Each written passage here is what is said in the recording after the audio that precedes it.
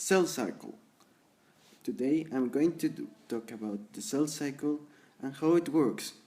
The majority of cells go through a process of growth and division called the cell cycle, which is composed by interphase or growth, mitosis or nuclear division, and cytokinesis or cytoplasmic division. Interphase is formed by the three phases G1, S, and G2. So, mainly, these are the phases that compose the interphase. So now, I'm going to explain the G1 phase. It begins with a chemical signal that prepares the reproduction that the cells grows larger and larger. After the G1 phase, it comes the S phase. The S phase is when the DNA duplicates producing the two copies of each chromosome. Now I'm going to explain the last part of the interphase, is the G2.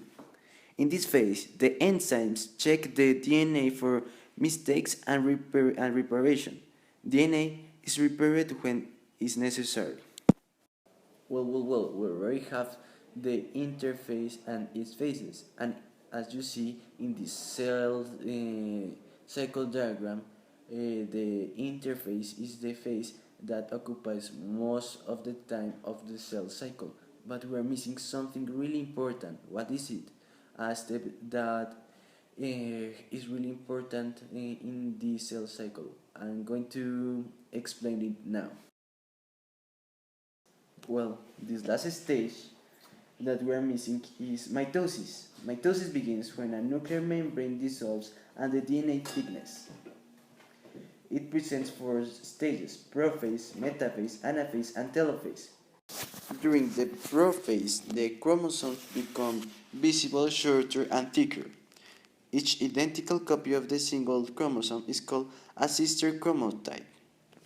The special fiber called spindle fibers from each end of the cell and grows toward the DNA chromosomes. After the prophase, we have the metaphase. During the metaphase, the chromosomes lines up doing from the north pole to the south pole of the cell. The spindle fibers attach to the centromes on the chromosomes and pull them in the middle of the cell. Well, now we have anaphase after the metaphase.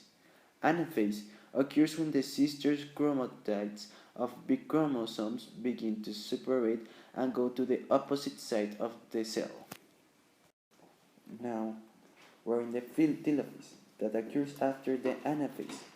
Telophase occurs when two groups of chromosomes reach the opposite side of the cell. Then, two new nuclei forms and the cell divides into two, disappearing the spindle fiber. The result of mitosis is the formation of two identical cells. Finally occurs the cytokinesis with the formation of two genetically identical daughter cells. So right now I just explained the mitosis and its phases. And by now we already have all the complete cell cycle, which are the interphase that is composed by the G1 phase, S phase, G2 phase, and the last phase that I explained, that is mitosis. Thanks for watching.